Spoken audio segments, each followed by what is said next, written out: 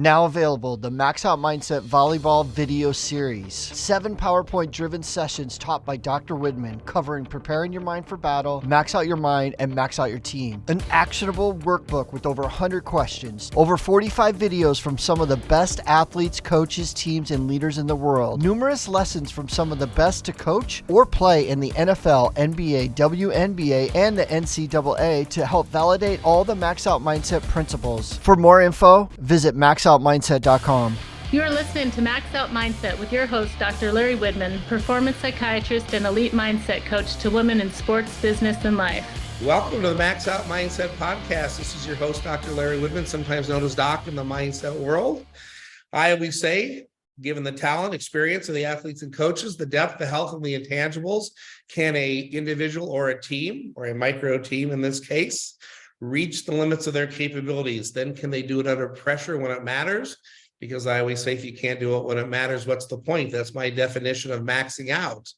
I do this podcast because I've been really blessed over the past 20 or so years to work with some of the best athletes, coaches, teams, and leaders. And I love to share what I've learned from them. And when they're on, when I'm lucky enough to have guests, spend most of our time learning from them. So on occasion, I've been lucky enough to have repeat guests. Roughly a year ago, I had this pair on, which is the first time I think I had two people on at the same time. When we visited last, they were just starting their professional career after a very successful college pairing career at LSU Beach Volleyball, where I think they went 36-0 their last year, was named Team of the Year, won every award possible. Since that time, they decided to go professional.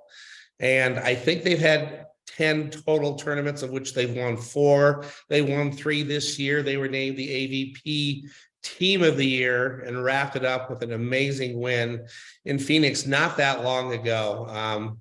If anybody has followed their career, read their blogs, you just know what an amazing and incredible run this has been for them.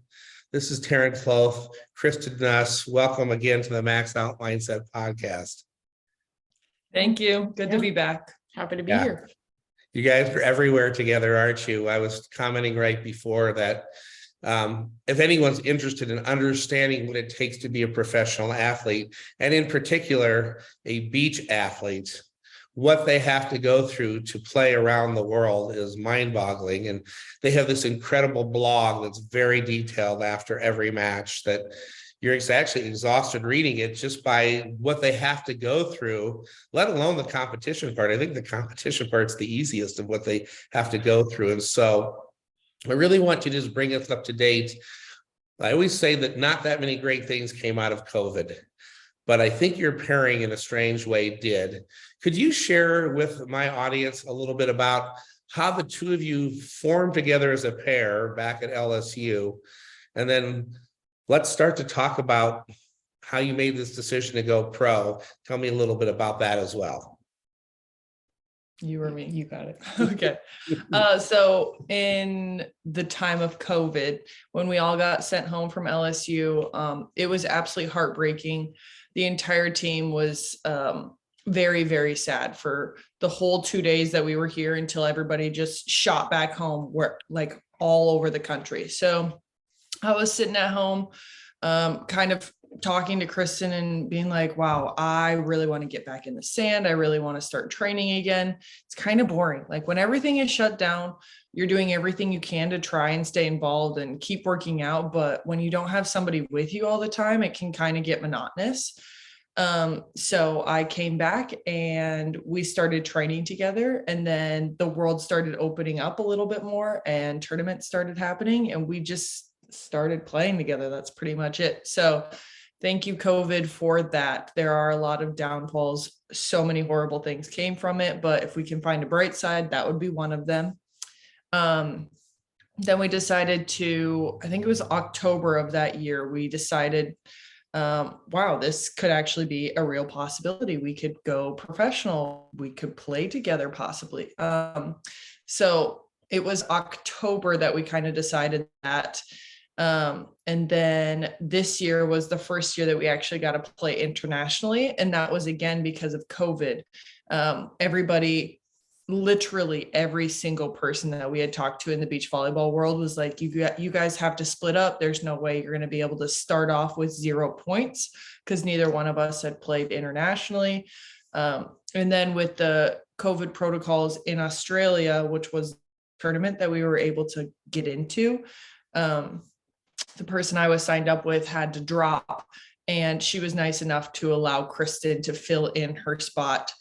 Everybody else was dropping out of the tournament for various reasons, and we somehow snuck into the qualifier, and we've been traveling and playing since. Wow. You crushed that. That was a great summary. Okay, so Kristen, I want you to explain this to us, because I remember asking you about this a long time ago, but you had this choice at one point to go different ways because of the point system, and even maybe, deciding to split up over that, right? Because it's a very tricky way to actually, like you said, actually even be able to get into a tournament because you hadn't played before. Can you take us through that decision tree? How did you decide that nothing was going to split this team up, your pair?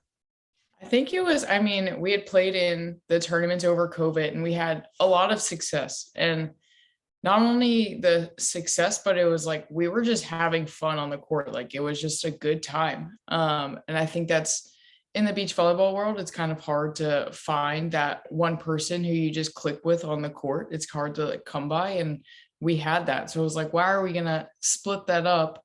And like she said, there were so many people who were telling us to do that. And our top goal is the Olympics, especially 2024. So we needed the points fast. Like, it was like, if you're not getting these points now, then, well, you're just not going to have a shot at the Olympics. And we did have that conversation. And honestly, we were going to have to do the points.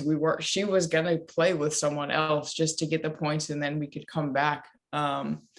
So we did. It was a tough time of like, I sat by myself and I was just like, oh no, like heartbroken that it was just like, this is the way it has to be. Because initially people were reaching out to both of us, and we were like, no, we're gonna stay together. And then it was like a couple months after, I think we started to like kind of panic a little bit. We were like, oh my goodness, wait, we actually like may not be able to do this if we can't get the points. And then that's when she was going to go play with someone else. And if the opportunity presented itself, I was probably going to do the same. But then it all just kind of magically worked out. And I honestly could not be more excited. Obviously, I love playing with Taryn. So yeah, it was kind of a crazy thing. And again, it's just, I feel like how our partnership had worked out, everything is just kind of like aligned itself, like weirdly. Like, we probably shouldn't freak out over anything because it's just going to work. It's just going to work out the way it's supposed to. Yeah, that's really amazing. So you ultimately did make that decision. We're going to do whatever's best for this team because we're going to come back together. But I heard you say something that I guess I assumed was probably your ultimate goal, but it's still kind of surprising to hear that before you actually ever played together professionally, you actually have this goal of making the Olympics in 2024 rather than waiting to find out if we're good enough professionally. Where did that notion come from? I mean, was that what I would call a stretch goal, something that we were shooting for that we really didn't know if we could accomplish? Or where did that confidence come from for you to be able to say, we have this goal of 2024 in Paris when we haven't even played professionally yet? I think it's crazy because, as a kid, I've always watched the Olympics, and what athlete doesn't watch the Olympics and be like, I want to do that? So it's kind of something like my whole life I've been like, oh my gosh, I really want to go to the Olympics. And then when it kind of like started playing college ball and everything, it was like, wait, this could like kind of be a real thing. And then I think it was like, what would you say? Probably like a couple months ago, maybe like 3 months ago, when we were just like, we brought it up. We were like, all right, we keep talking about like how we're going to the Olympics, but now it's like, we're actually in the mix. Like, this is a real possibility. And it kind of like did hit both of us that it was something that we had just been like, we had been saying, and like our families have like, they bring it up all the time, and just something we like talk about, but it would really like hit us like, oh my goodness, this is like a real thing. Like right now, we're the number 3 American team, I think. So it's like we are 100% in the mix, and it is in our control to go represent the United States in the 2024 Olympics. So let's take a step back. You obviously had this pairing at LSU that was unstoppable, right? You never lost, if I remember correctly, right? You won every single match you played together, right? And then you start in the professional ranks, and correct me if I'm wrong, but I think you won your first tournament together, right? And so your very first professional, you win, right? Now we know the end story of the year because I said it in the introduction. You're named the team of the year, but people on this podcast always tell me what they love the most about it is the struggle. Like everyone wants to hear the outcome too. They want to hear success. I don't mean people want to hear bad news, but they want to hear that something they can relate to, right? Like, and how people work through it. So obviously there was a time this year where your partnership for the first time faced some struggle, right? That's normal, but it hits you guys like it hurts a lot of people who've had tremendous success together, who are high-performing perfectionists, right? Hard, right? Can you take us through that a little bit, and let's talk through how you worked out of it? Because there was a time several months ago where your team relatively wasn't playing up to what you wanted to. You were still winning matches, but you were finishing 4th, 5th, 8th. You weren't winning. And that was hard on you. Can you take us through the emotions of what you were experiencing? And then I want to talk a little bit about what we found out that was the challenge for you to work through, because I call that growth through adversity. Anyone who listens a lot, like most of our growth takes place through adversity, not through when things are going our way. First time you guys really faced adversity on the court together. Talk a little bit about that. Yeah, there was a couple times. So my initial thought was the Austin AVP, and it was the first AVP tournament of this year. And we had lost, what was it, the second round? And we walked into the tournament. We were so excited. We were prepping all this time to go play another AVP. We really like playing domestically. Family gets to come. It's a lot closer. It's much more normal for us. And then the second game we lost. And to be totally honest, I crumbled. And I shut Kristen out, and there's only 2 people on the court. So if you shut one person out, you are all alone. And that game, I was just like I said, I put myself in a box. I just kind of crumbled, and she was doing everything she could to break that box down and get inside and try to help me. But I was just shoving her away. And then that night in the hotel room, we had a 2-hour conversation, probably more. I think we had our parents deliver us food in the hotel room so we could keep the conversation of just we need to figure out what's going on. She was like, why won't you let me in? I was like, oh my gosh, I am playing horrible. I don't deserve to play with you. I don't want to bring your professional career down. And there was just so much back and forth. So to say there was some adversity is an understatement. But I think the coolest part was that one, she forgave me for shutting her out, because that is just not a good thing to do as a teammate. Me realizing that I was actually doing that also is horrible, because you don't want to hurt the person that you care so much about. And then 3, not after the game is over, being able to talk about it. Yeah, we had to take some time apart, and then we were like, okay, we need to talk about this. We need to talk things through. So I think that was the first one. That was the first one. And then I think kind of the exact same thing I think happened when we were in was that Brazil with me? We were in Brazil. It was one of our first top international tournaments. And it was kind of basically the same thing, except the roles were reversed. I was struggling, and I was just pushing, and I was just I don't know what's even happening right now. I just couldn't do what I was wanting to do. I couldn't side out. I wasn't digging balls like I normally do. It was just whoa. And in my head, I was freaking out. I was like, what is happening? This doesn't happen. Like, and again, kind of like how she was doing, I was like pushing Taryn away. She would try to say something and I would just like snap at her. And there was like no reason for that. But again, just like we did in Austin, it was like we go back to the room and obviously there's a lot of silence at first. You kind of just let it brew in your head, give the other person some space.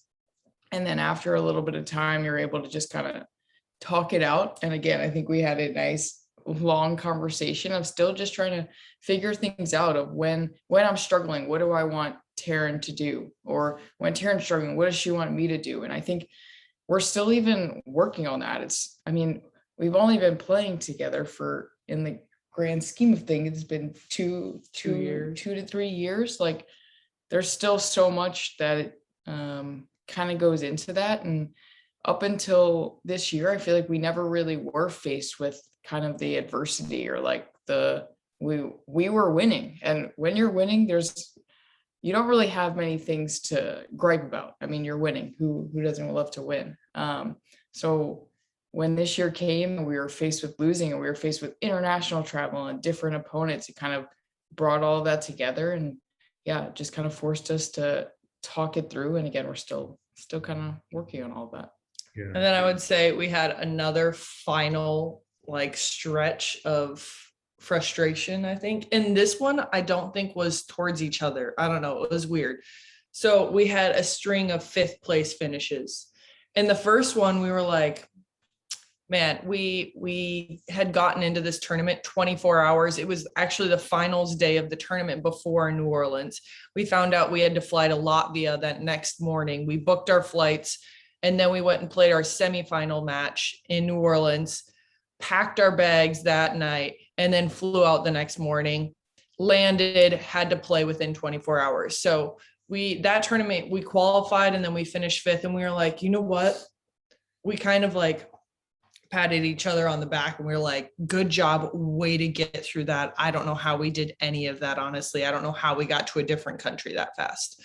And then there was another 5th place and another 5th place, and it ended up being five 5th place finishes in a row. Between international and domestic. So it wasn't just international, it was also in the AVP tournaments domestically. And it was very frustrating. And then we got to Chicago and we had lost the match. And I will never forget the frustration of Kristen, like coming into the hotel room and being so angry and so upset. And she was like, we cannot get 5th place again. And I looked at her and I said, we will not get 5th place again. And I think that tournament, we just like banded together. She took a little walk by herself, came back in. She goes, all right, I'm ready again. And then that tournament, it was like 3 set battles. We I don't know how we were walking still, but we came out and won Chicago. And that was another tipping point, I think, for us. Mm-hmm. Yeah. Yeah, so just the highs and lows of this. So it's clear you guys have a really cool connection, right? What is one thing that each of you had learned about each other along the way that you maybe didn't realize that was something you had to work through, or something you had to talk about, maybe something frustrating about the way they react or their personality? Doesn't mean that we don't love each other, right? And aren't really tight, but like when you spend a lot of time together on and off the court, sometimes we have to figure out how to work through anything that's a conflict. Like maybe that's a better way of saying it. Like, what kind of conflicts have you had that you've had to work through? I think it's, for me, with her, it's knowing that like when I need to just be quiet. I don't talk a lot, but with people that I'm very comfortable with, I get very chatty and stuff like that. So it's in times where we spend a lot of time together. So obviously you get a little annoyed with the other person sometimes. And I think from the beginning, I knew when she got annoyed with me, and I was like a little sister in that I would like poke at her, like try and bring it out of her. And now I'm just like, okay, I respect that she needs her space and time alone. So I'll You just wanted me to react and I wouldn't react. So you finally stopped. So it's little things like that, and realizing like, okay, we are going to spend this much time together. I probably do need to respect what she needs. And that is definitely one thing. Okay. To turn about you, something off the court first, because that just gave me a thought. So something like off the court too, that you've had to figure out to have the best relationship with Kristen. About Kristen? Yeah.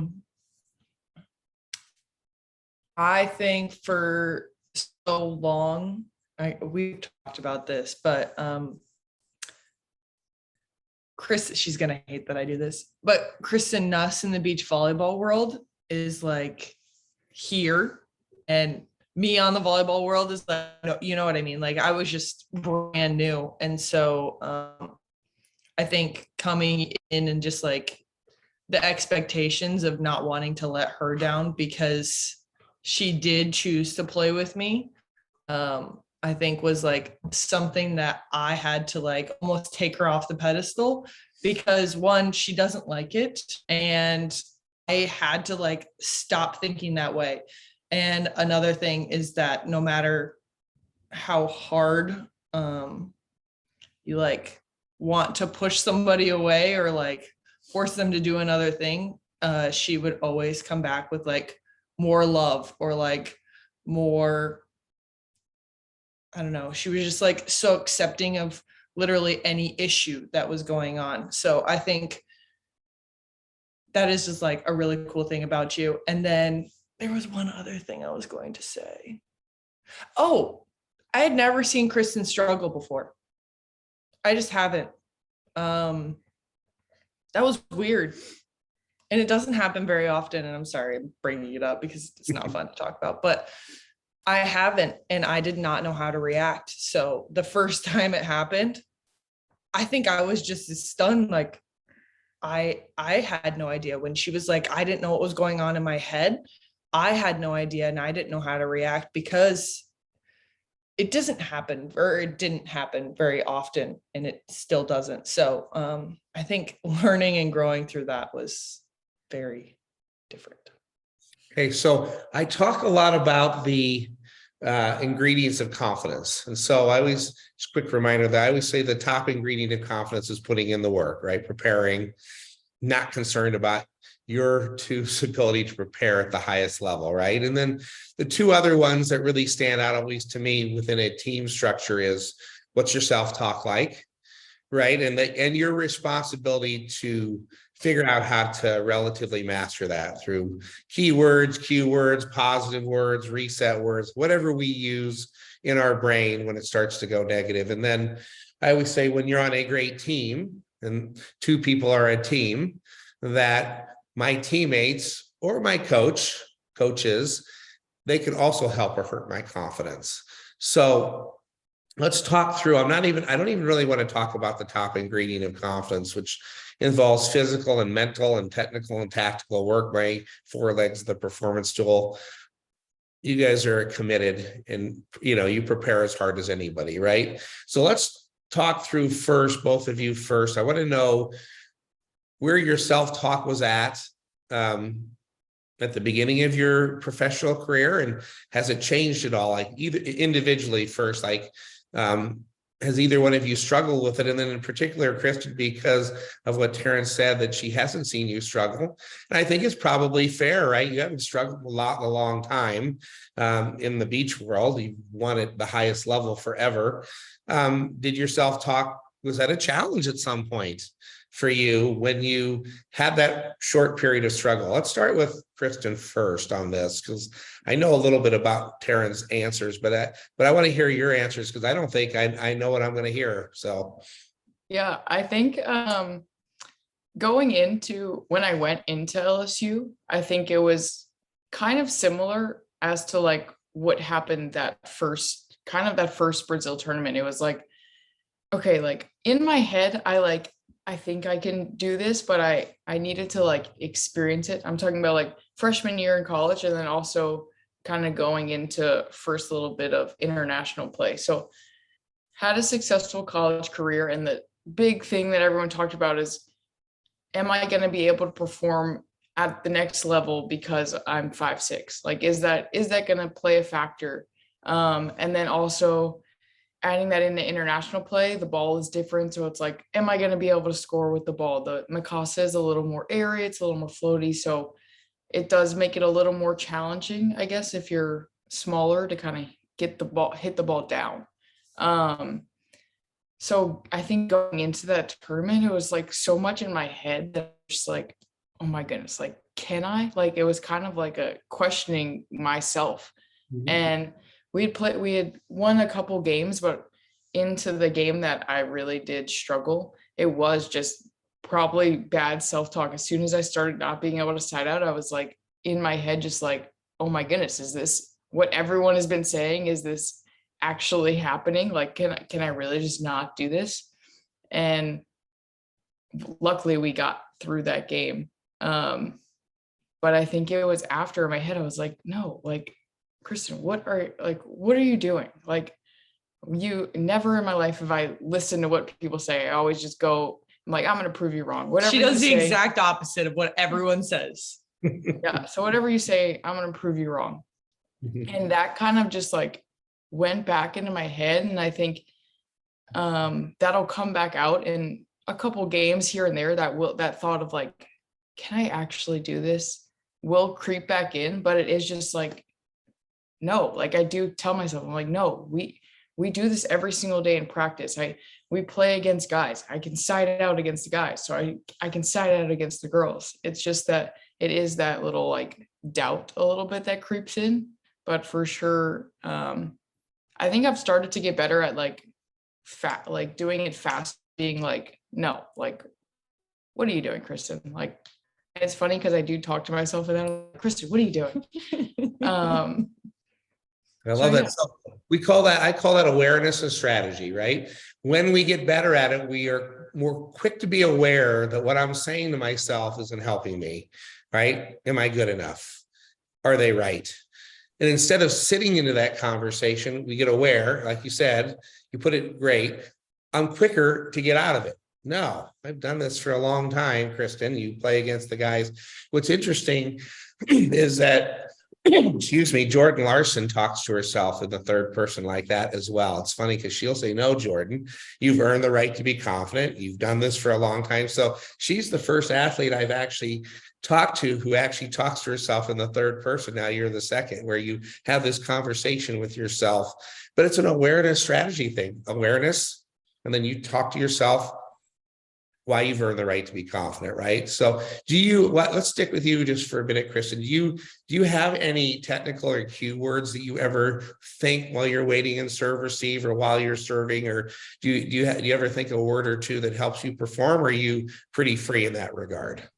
I think it kind of depends on the tournament. There's been like different tournaments this year where we're like going into the tournament, a word at practice or something just clicks, or it's like just a random time during the week. It's just like a word clicks and it's like, oh my goodness, like that's kind of the word for the tournament. And I'll like sometimes go back in the serve receive and it's like in a crazy situation, I'm like, wait, hold on. And we'll just like say the word, or like a lot of times it's, especially internationally, when we're in, say, Stade, Switzerland, and it's place is beautiful. And you just go back in a serve receive and you have to just like look around for a minute. And you're like, we're playing in the mountains in Stade, Switzerland. And that kind of is something that just like, it's like, oh my goodness, it's like a weight has been lifted. You're just like, oh, like I feel so free now. Cause it's just like something else that you think about. So it's not one specific word. I don't think it kind of is varies based on the tournament, or say what happens during the week, or just kind of a conversation that we have. So that kind of changes. The only thing that I would say kind of stays consistent is, which we have also kind of talked about, is just being an underdog. And I think that's when people play their best, it's when they're an underdog, when there's nothing to lose. And I feel like my whole life I've just been like, I want to be that underdog. And it kind of goes with being a little smaller, like everyone kind of writes me off or something. So that would be a little word that probably is the one that stays around the most. So again, I like to remind people that the best have multiple strategies. Sometimes it's talking to myself in the third person. Sometimes it's using a keyword like underdog or something that we've talked about in the week that resets us. Or again, I love to now pair when a couple of great athletes do something similar, because now you and Kim Hill, who played for the national team, are the first two I've ever heard that say in that moment, they will look around and go, wow, what a cool stadium we were playing in. And she said that is a unique skill she's always had, to be able to look around and go, wow, what, how freaking cool is this, is what I think she said. And she said, it resets me. And for you to say the same thing, to look around and it sort of resets and refocuses you, is pretty cool. And I like to remind people that the best in the world, and that's you and Taryn, right? We struggle at times with our self-talk, right? And confidence and composure. Those are the three things that the best tell me they struggle with, but we have strategies to deal with it. Awareness first. That's not helping me. Strategy to deal with it. So I think it's really cool for somebody like, even for Taryn to go, I don't know if I even knew Kristen struggled. Yeah, she struggles at times. Here's what goes on in my brain. Here's what I'm doing about it, right? So that we build in strategies along the way. And sometimes you can't build in more strategies until you struggle, because you don't have a lot of negative self-talk when you never struggle, right? All right, so let's switch gears. Taryn, let's talk about your self-talk and what that's been like over the years and how you use it, and strategies that you have when it maybe is failing you some. Self-talk at the beginning, before I met Dr. Larry Widman, horrible. I would doubt myself, and then I would you're like on the ledge, and then you talk yourself like further there. Like it's horrible how much you can bring yourself down once you are in like a state of mind that you think that you can't do something. So definitely I've been working on it since 2015. I actually our last game was in, where were we? Oh, in Paris. And we were playing against the number one team in the world. We were playing against world champs.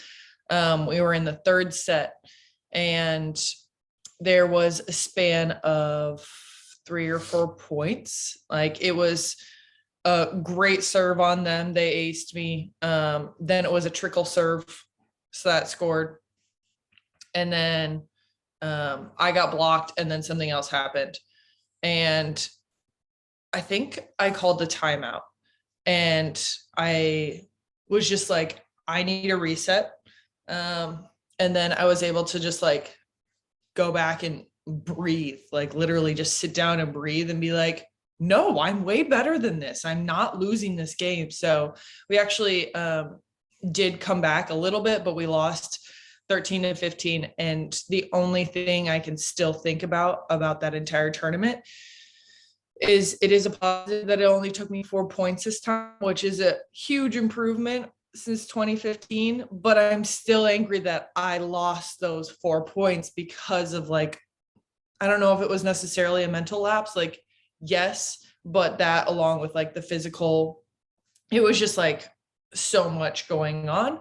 I was extremely, like I said, extremely disappointed that I did let that get into my head. Oh my gosh, we are playing them. But I was in no part of my head was I why would we let them win just because they're number one? So I think that was a really cool, full circle moment for me. And yeah, to only have 4 points and then just turn it on again and be no, this is how I play. This is what I'm going to do. And there's nothing you can do about it. Kristen's really helped me with my confidence in that. She's just no, nothing can stop you, or you know what you're doing. You've trained to do this. And just those constant reminders. I think the biggest one is you look around and you're this is really cool. We are in Paris. All of these people are cheering for us. We have no idea who they are, and they're screaming USA. That gives you goosebumps, that gives you so much more enthusiasm towards like, okay, I'm dead right now, but I'm going to find the power to play right now. So yeah, it's definitely come a long way. When I was struggling, like, oh no, what am I going to do? And then as soon as it switched, it was like, no, I know how to play. I have trained, and I went back to confidence comes from how you're training and your thought process. So that's how I actually remember thinking to yourself at times like, no, I put in the work. I'm, so that's a form of what I call positive self-talk phrases, reminding ourselves why we've earned the right to be confident. Now, you said something that was really important that helps me transition to the third ingredient of confidence, which is, right, my teammates, in this case, teammate, right, or coaches. But in beach, I know you have a coach too. I want to get to that. But I mean, in beach, it's obviously you two out there, right? And you have to work through it. Let's start with Kristen first, right? What do you do for Taryn, right? Taryn hinted at it, that you really help her confidence, the third ingredient. What you do for her or say to her really helps. What do you do? And has anything changed this year where you've had to figure out how to reach her differently? Yeah, I think for Taryn, it is just trying to, like you said, build that confidence up. So I think a lot of times, and which I 100% think is true, is I'm like, Taryn, no one can stop you. It's like, unless obviously she can kind of stop herself sometimes, but I'm like, if you stay aggressive, no one can stop you. Or even when it's like, when we're on defense, it's like, look, no one can score against us. It's just like building her up. And I think still working on that. I'm not a big like height person, probably like on the court. So that is something that I'm trying to work on and to continue to hype her up more. But it is just those little moments, or like when I know she's struggling, or when she goes like quiet, it's like, no, like, hey, like, come on, like, again, just being like, you're really good, like, and you deserve to be here. You're here for a reason. And yeah, I think, again, still working on it, but I think it's gotten better. It's a process, right? So I always say two things. One, your teammate has to know what you need from them, right? There's two parts. So Taryn's responsibility is to work on her self-talk. But I always say the best in the world, whoever the best self-talker is, even their brain will let them down at times, on occasion. Like Kristen, right? Probably pretty good most of the time. Occasionally it lets us down. So I say it's your responsibility to work on your self-talk. But when it fails you, you have a team, right? And so it's your responsibility to make sure your teammate knows what you need, one, and two, you got to let them in. Because if you tell them what you need, but then when they do it, you don't let them in, right? Now we also haven't taken advantage of that third ingredient of confidence that I talk about. So, Taryn,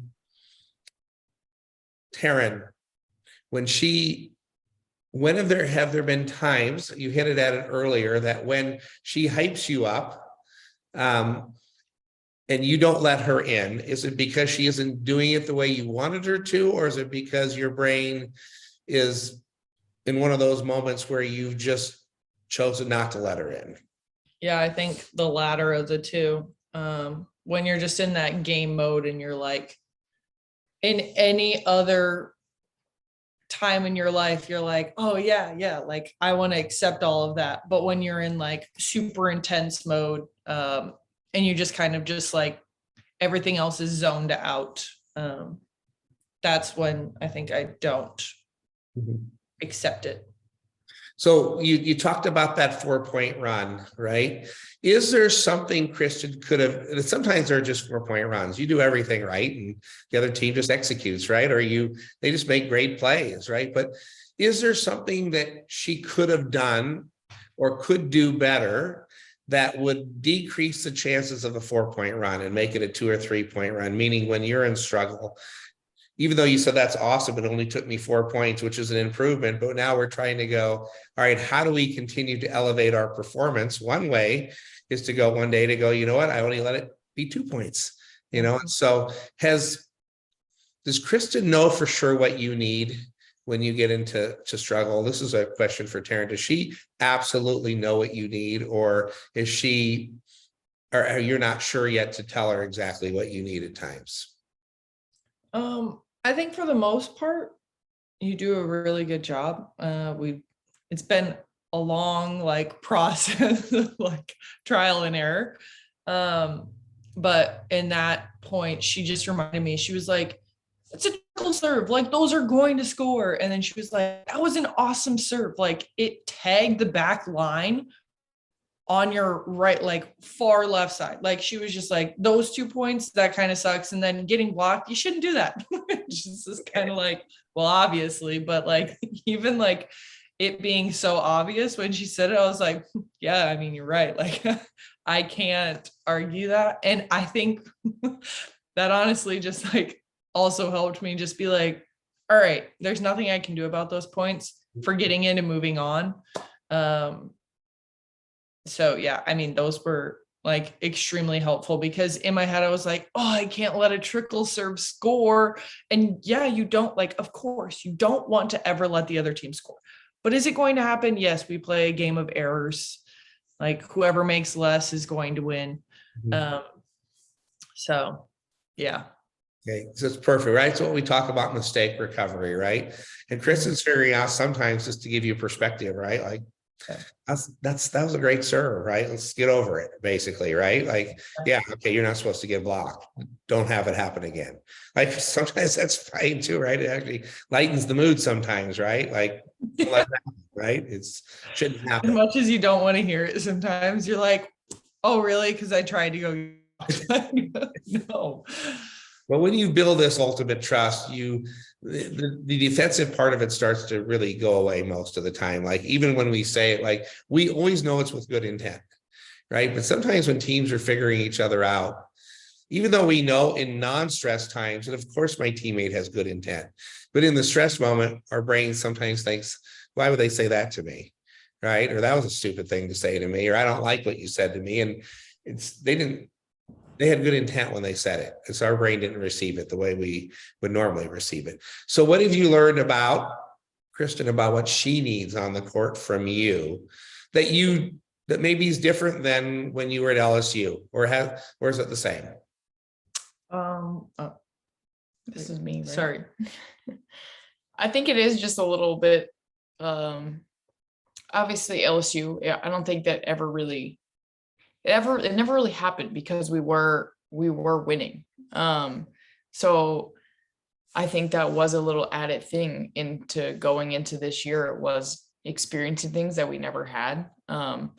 So it was figuring out okay, in those times when when I see the signs of she's struggling, it is what do I need to do? And it is, I need to build her up, or I need to, and I think we even had this conversation. It's I need to trust that she's going to keep doing her job. And it's I don't need to try and overdo my job. It's I don't need to try and dig every ball. And then it's I'm not doing that. So then I start being I'm not helping her. And we've kind of talked about that. And no, we're going to try and get them out of it, of building them up, being no, you're here for a reason.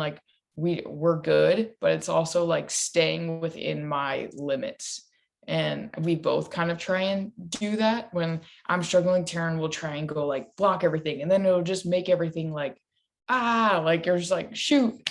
So it's staying within those limits and falling back on the trust. And I think something we also have kind of gotten better at is that obviously we're really good friends off the court. And when things would happen on the court, and just the heat of the competition, you sometimes just get so heated or just in the moment that you say things, and I feel the other person would take it personally, and we would take it more off the court. But now it is just kind of, we had the conversation of look, what happens on the court is on the court. We're in game mode. Don't take things too seriously. What gets said on the court, and carry that over. I feel like now it's more of like, okay, again, it kind of falls back to that, like we respect what the other person kind of needs or just kind of what they're doing. So that was another thing that we kind of have talked about. It's called navigating, right, your relationship, right? And it does get enmeshed, right? Especially if you're good friends, right? Because of the amount of time you spend together, right? But especially if you're intense competitors, right? To make this decision together that sometimes things are said on the court, they're not personal, they're just in game mode. And we're going to agree that when we come off the court stays on the court, and off the court stays off the court. But how does building the relationships off the court, right? Because I think being good friends can probably either help or hurt a team on the court, depending on things. But like, how does building the relationship off the court for you guys actually translate into better performance on the court? You keep talking about us being like a team, like a micro team.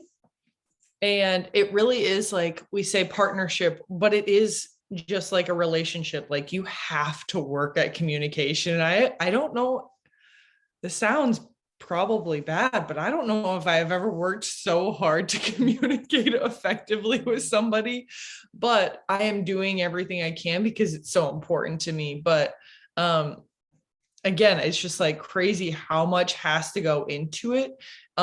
Especially because everything is magnified because there's only one other person. We do try, before we were just like, we would go out to eat and we would be like at a restaurant in the middle of a tournament and we would still be talking volleyball. And it was like, oh my gosh, when are we ever going to shut this down and like be friends again? It's almost like you work together and then you kind of like lose out on like the fun conversations or like having just like a good time and not worrying about your work anymore. And so we started like at dinners or like, if we're like training for a while and we have a couple weeks and we go and do something fun, we're like, no volleyball, not talking about it, no stress, no, like we're going to be friends right now. And not that we're not, but it's just like a different mode of like, okay, we're talking about like strategy and what we're going to do and what we're going to play in and how we're going to get there and planning and travel versus we're going to talk about boys. We're going to talk about, it's just like fun stuff. So I think having that, again, we have separated like when we're going to do what, and that has helped. I think also in our little like lull of just fifth place and just finishes that we thought we were better than, it was kind of what you were saying. It was kind of more of like serious. It was like, oh, we got to do XYZ. Like it was just, we didn't fall back to what I think kind of sets us apart from other teams. It is that like friendship off the court that we do carry on the court and just we're having fun. It's like just like cutting up, like every now and then we'll like make little jokes or like I'll do something just like stupid or just whatever, and it's just like she'll laugh and I'll just like be like, I don't know what that was like, and we can laugh about that on the court. And again, kind of when we were in that little phase of, I feel like we were like, it was max stress level. I feel like we were over analyzing everything, and it was just, it wasn't that like fun, just like we're just having a good time. And I think sometimes like, yes, you are playing the top level. We're trying to be the best in the world, but sometimes you do just have to take out that seriousness and just go have fun. Like we said, we both kind of all the time we're like, look where we are, like, and we'll like tell the other person that, like, and it is just kind of like a reset. Yeah. Like when we were playing in shot, we were like, we're in the Alps. And that was just kind of something that just like was constantly being said. Or it is just like a little joke that you like throughout the week. It's just like that little thing. So when you go play in whatever tournament that is that week, you can bring that up and it just like brings out a laugh. Yeah. And I think that's something that you don't really get with someone who you are not good friends with off the court, because you don't have that that communication when you're just at your house, just like on a Wednesday. So yeah, sorry. I think that's all I have. A couple things, right? That finding that balance between fun and focused is, I think, a challenge for a team, right? And knowing that when we're too focused, sometimes that causes max stress and we overanalyze. And if we're too loosey-goosey, maybe we haven't put in the work. But to find that balance, and maybe it's a little bit easier, like you said, because you have your inside jokes and things you experience together, and it's a resetting of the mood. But Taryn, it really struck me when you said, I don't know if I've ever worked so hard on a relationship before, and the importance of communication. One, that's one of our top ingredients of championship teams, is how well do we communicate verbally and non-verbally. But it's hard.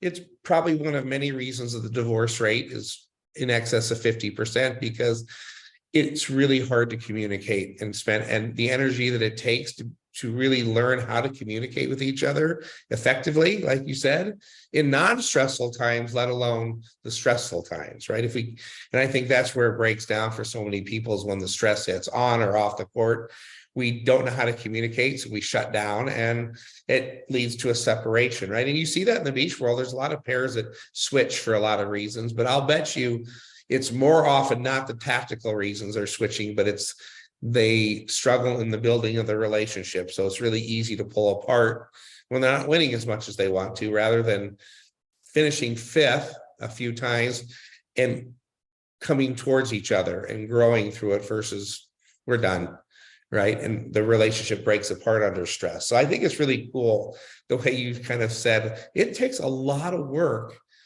in a relationship, right? And this is a relationship at the end of the day, a team is. So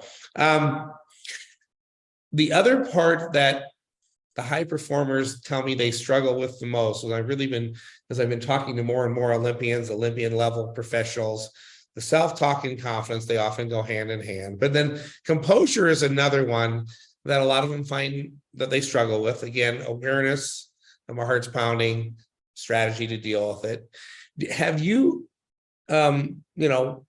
guys found there have been times at the professional level that composure has been something that has impacted your performance? And have you figured out some strategies to really deal with it now that you're obviously playing against the very best in the world? Either one of you can go first. I just thought of something really quick. In regards to composure, we have started, because I always ask Kristen, I'm like, or we talk about like the game the night before, or because we usually know who we're going to be playing. And we would say like after the game, we would be like, man, I was so nervous, but I felt like I couldn't tell you because I didn't want to make you nervous, but I had this like weird feeling, and like, we have finally gotten over that. And it's like, are you nervous? Yeah, I'm nervous. Oh my gosh, me too. And then we just kind of like talk through why we're nervous. And it honestly helps, like admitting that both of us are a little bit nervous, or we have like butterflies before a big game. And then all of the things that we're just like making so extra and so much more important in our heads is like slowly diminished, because we are just like calming the other person down, talking about, oh, I'm not worried about that part. And then just like, why? I think that has helped so much in big time games or like moments when you're nervous, because I thought I was the only person that got nervous. This girl is like a rock, and she's like, nothing bothers me. Is that the reason, Taryn, from your perspective, that you didn't want to share with Kristen that you get nervous, is because it was the barrier that you were worried that she'd think, oh, great, Taryn's nervous again, like what's wrong with her kind of thing, or not? Yeah, I mean, I genuinely thought she didn't get nervous. Now I have learned that she does. Like at the beginning, I was like, man, she never has any issues with confidence. Like she is always ready to go. And as much as I hate absolutely admitting that, like, yeah, sometimes I get nervous. Sometimes I like mentally and not like being my self-talk. Sometimes my confidence, I just like tear myself down. It is not fun to admit those things. And I feel like I have grown to do so with you. But in talking with you and adding Kristen to the picture, it's just like, wow, she actually struggles with those things too.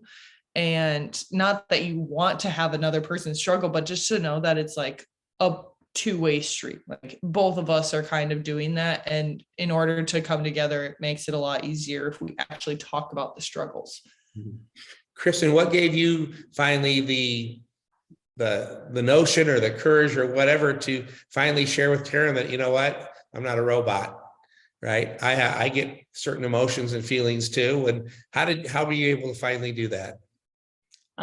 It was hard, but I think I realized that it would help her in knowing that I am also just having those thoughts and everything. So I think that's kind of is what brought it out. And then it was like, okay, no, this is something good for us to talk about. And I mean, yeah, like before games, I mean, probably before every single game I go play, you get those little like nervous butterflies like, oh, like what is this game going to look like when you get into it? And I think eventually down the road that does need to kind of be flipped, because I feel like our first side switch is not necessarily the best. But I think we do, again, constantly working on things. And I think we do need to work on that, just coming out the gate, just like being like attacking, whereas I feel like we're more like we just kind of see how the game flow is going to be, and then we go into it after the first side switch. Yeah, so I think that's more of just kind of coming out aggressive, getting those nerves out a little faster, a little more before the game. Like in warm-ups, yeah, you can have those nerves, but once that first whistle blows, it's go time. And I think if we can start more on the gas than the brake, that'll also help us. And again, it's something we've talked about, and we even like joked with, because there's been so many games that we've just start out terrible, and it's like, oh, here we go again. I'm smiling, but I'm not happy about it. It's not fun.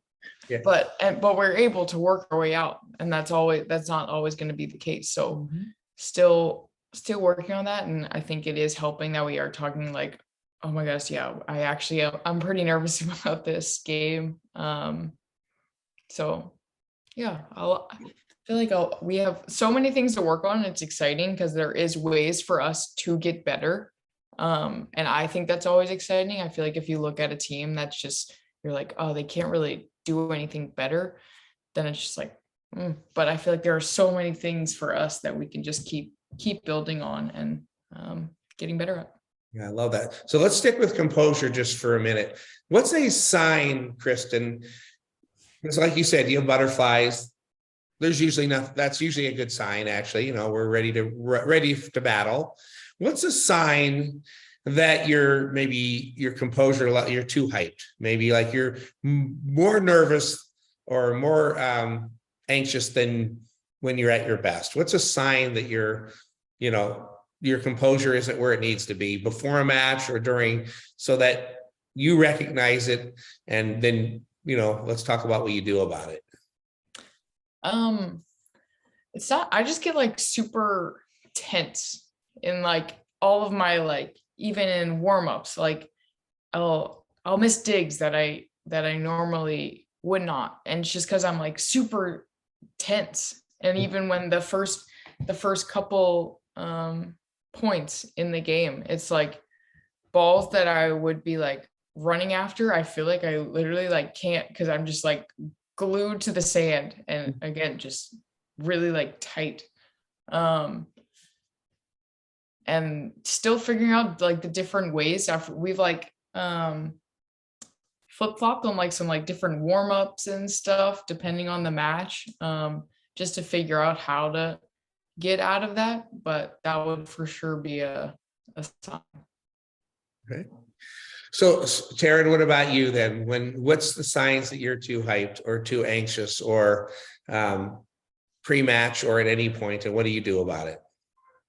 I would also say that I kind of get a little bit more tense, and mine is specifically in serve receive. Like instead of just passing a ball like I normally do, I'm like, oh my gosh, I have to get this correct angle. And I never think about that. Like, it is just like programmed in my head, like everything that we've done with our coaches, like we know, you know how to pass a ball, right? So I think it's when I like start over analyzing every single thing that I do. That is when I just know that I'm like, all right, chill. We just need to calm down. Honestly, it's really helped when our coach was like, just get the ball up in the air. The freedom of that has helped a lot. Instead of it being like, no, you have to pass the ball perfectly to this exact spot. Because as the serves are getting tougher, I mean, there's just like no way that you can pass every single ball perfectly. So as soon as it was like the release or like the let go of all the pressure of you have to pass here, no, we can still side out if the ball is not absolutely perfect. That helps me. I love it. What role does breathing play for either of you in terms of maybe calming your nerves either before a match or in real time, you know, during a timeout or before a serve or any situation where we're feeling maybe in that moment, like, wow, okay, I'm feeling the nerves? Mine's before serving. That helps me. Mm-hmm. This is probably terrible, but I don't fully ever pay attention to my breathing. It's not something that I'm like, oh, I just need to take a big, deep breath here. I don't know. It's not something that I necessarily think about. Okay. Fair enough. I mean, again, the breathing strategies don't work, you know, we don't all use the same strategies, right?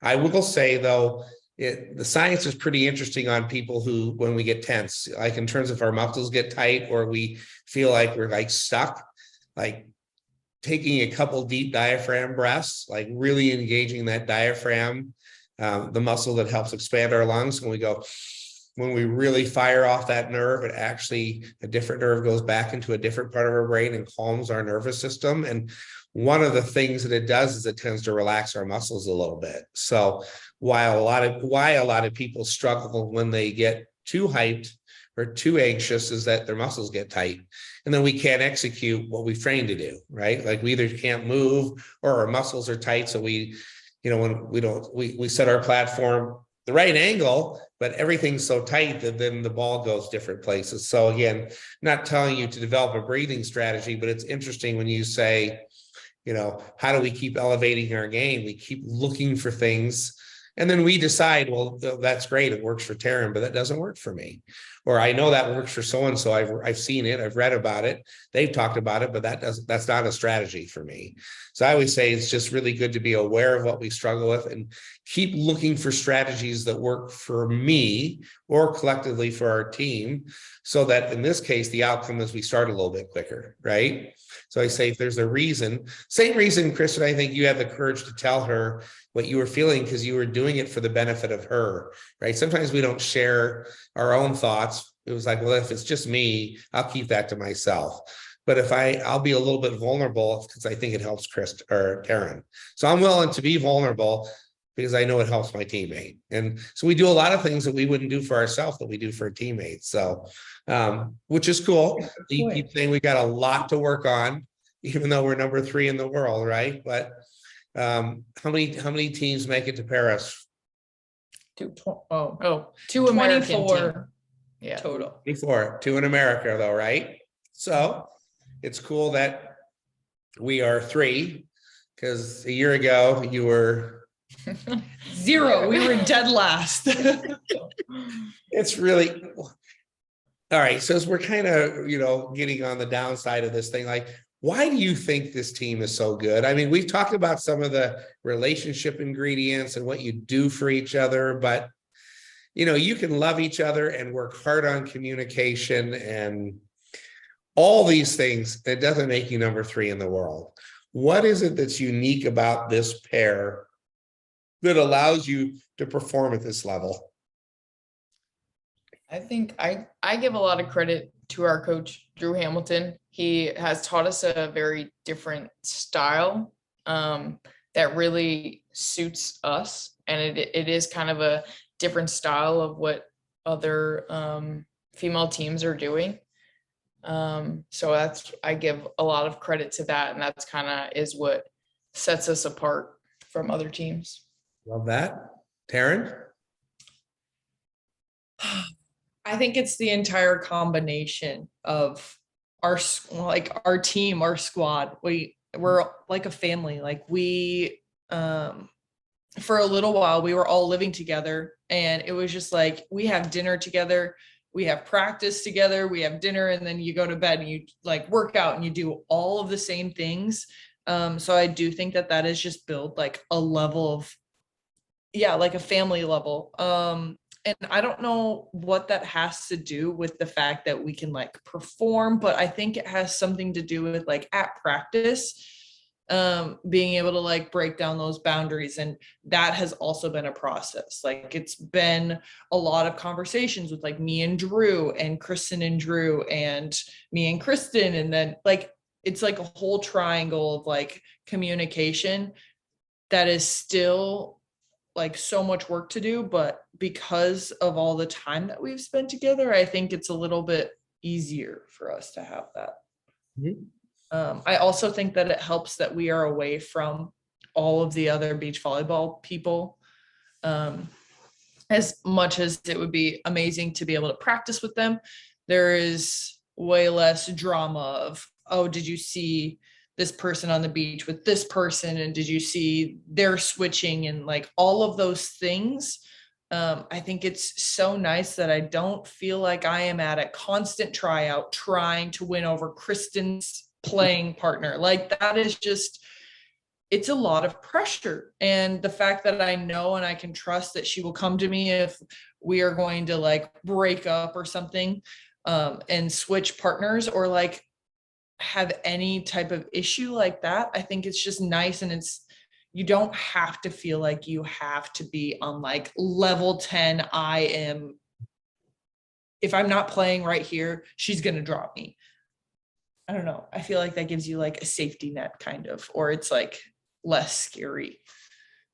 That's pretty cool to put it in those kind of words though, right? Because there's so many interferences that could get in our way of doing what we need to do to prepare, right? And most of that's out of our control, but you're studying and watching and people, and now we're worried, right? About things that if you communicate well together, you're going to figure it out anyway. So, all right, Taryn, tell me what sets Kristen apart playing volleyball. Now I'm not talking about pure volleyball talent now. What does she do so well from your perspective that creates half of this partnership on the court? What does she do so well?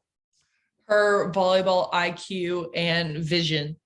I think she took the fact that she was 5'6" and she was like, I don't care, I'm going to do whatever it takes. And she may have to have a higher IQ and better vision than other people because she is physically unable to do some things that like taller players are able to do. But she took it and she was like, these are the cards that I was dealt. And I think that's something that's so cool is she's like very sure of herself. And she's like, I did not get this. I got this. So I'm going to work with what I have. And I'm going to make that be the best. So absolutely best court vision and volleyball IQ. She can take out all of the other things. Like everybody can hit a high line or like she has such great vision. So I think that is your superpower.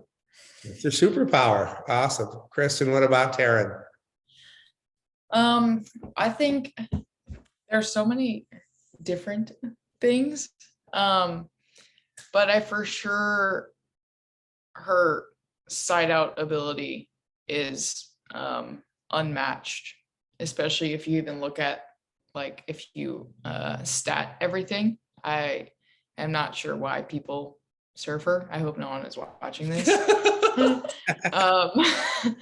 But just her ability to score in very different ways. And you would think that when you obviously see Taryn, you're like, oh, she's 6'4". She's just gonna probably hit the crap out the ball every time and score. But it's no, like she has all of the shots. Like she can hit a high line, she can hit a cut shot, she can bring the power. And it's that, it's what is the word? I don't know, I can't think of the word. But just the ability to do it all is very impressive. And I think that kind of sets her above all of the other big blockers in the world. Okay, so let me ask you this, and I think this is my last question. I might be lying, but you're number 3 in the world, right? Or in the US. We want to get to number 1 or 2, right?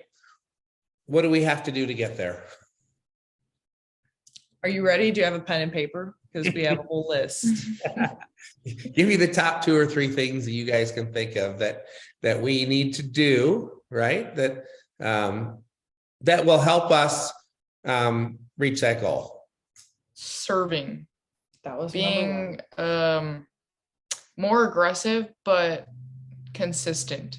I feel like in the past, and just especially even in college, it was like we just need to get the ball on the court and we're going to make it very hard for them to score, just with Taryn's blocking and my defense. And I think as we now played the best in the world, it's like, no, you have to make that a little more difficult. Because I mean, any team, if you give them a free ball, they're going to score 95% of the time. So definitely increasing that service pressure and just making it consistent. I love that. All right, Taryn, one thing from you. That was my answer. But we were actually just talking about this in practice yesterday, and it was, instead of, we play a very like straight up game. And I think we've finally like started to expand it and like do like push sets or quick sets. And I think working into that is kind of challenging, just because we have been so used to playing one way. But I think when we finally like give ourselves the freedom, like make an error or 2 here and there, we have that in practice. So I think we want to move it over into the game. So I think expanding our horizons on our offense in games. I love that. Because I always say, I always challenge teams to be a better version than themselves, so that in theory, in 6 months, the TKN team of today would get beat by the TKN team of 6 months from now, right? And that's, I like that. but then we have to then be honest and go, what do we have to get better at, right? Even though we've already acknowledged you're one of the top teams in the entire world, which is really hard to believe when you're in year 1 of, a little over year 1 together as professionals, but it's a fact, right? So, but I think to kind of sum things up for my audience, I just think it's so cool that you're able to articulate the struggle, right? We have struggles. Sometimes it's in our brain. Sometimes it's the way we communicate with each other. And when it happens, where we're working and evolving to figure out how to help each other out, do it a little bit better so that we can move on to the next point, right? The thing I've studied more than ever, that the best teams have mistake recovery. They do it better than the team across from them.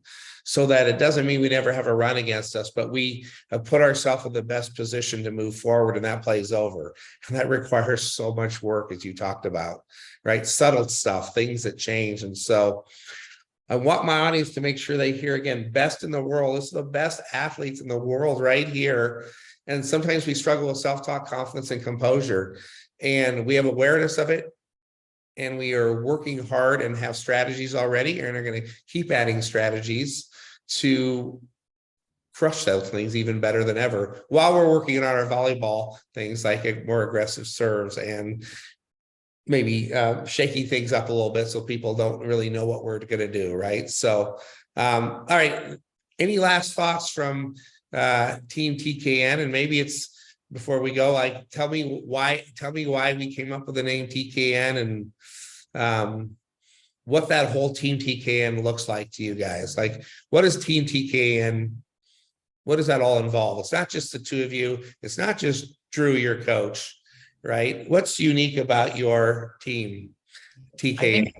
It's our families. It's our friends. I think TKN Nation kind of became a thing, and it really, I think that like says it all. It really is. If you see pictures from all of our tournaments this past year, it is not just the 2 of us. It is not just our coach. It is a family. It is a support. There is just so much support, and not even from just our family, from friends, from people that we just met this year, just people out there. We seriously are so incredibly blessed that we have all of those people supporting us, and it is just really something very cool. And TKN it's Taryn Kloth, Kristen Nuss. That's where we came up. It was both of our, we shared an initial. So we was like, it was meant to be.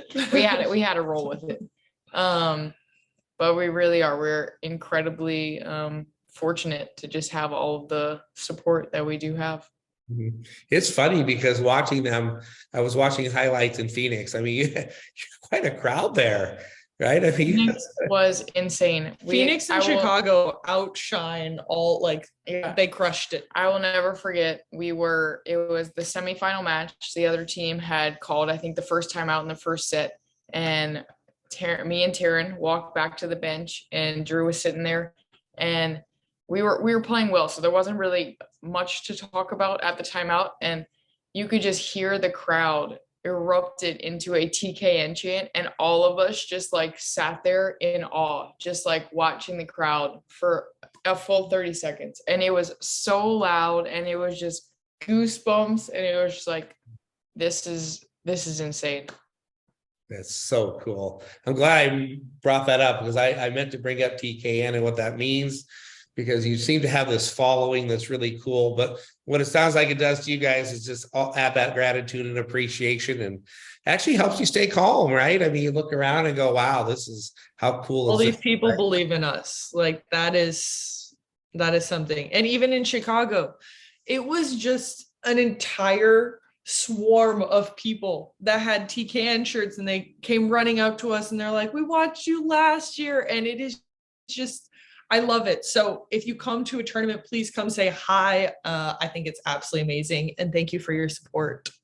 What's their social media presence that people can most follow you guys on if they want to? Probably our personal Instagrams, or even our TKN Instagram. And always message us. We love getting messages. We love to help. Literally any questions you have, we're always open. We try to answer them all. Mm-hmm. So Kristen recently started a YouTube page for us. So instead of just the blogs, you can see the vlogs. Wow. So I don't know how interested you are. It honestly started for us to have all the film and then give it to our families, because they always ask a million questions when we come back. So then we can just show them. Yeah. Or if you want to read the blogs that Larry was talking about, our website is a great place, tknvball.com. I love that, because for anyone who's interested in knowing what that journey is like, if you're hoping to be a pro beach volleyball player, or play professionally, or play college, or whatever, you get really great insights in what it takes to get ready mentally and physically, and the challenges of travel and all those things that go along with overall performance. And so I have a tank top, though. I probably should give away my wife won't let me wear my tank top. She said I'm too old to wear my TKN tank top, but I have I bought the t-shirt, so I can wear that. She said, no, you're not wearing that out in public. I have but I didn't throw it away. So, but I'm team TKN all the way. Any last thoughts from either one of you? It's not all sunshine and rainbows at the top. It takes some work, and just if you care enough about it, you'll definitely invest in it, and it'll pay off. Well said. That right. It's lonely at the top sometimes too, and when you have a family and a partnership, it takes a lot of that away. And I think that's another advantage Team TKN has in terms of helping you're the two that get to play together on the court in this journey that's unfolding before our eyes. And I wish you two the best of luck. Of course, hope to cross paths with you guys soon. And of course, I follow your journey week to week, like a lot of TKN fans. So thank you for being on the Max Out Mindset podcast again. Thank you for having us. Yes.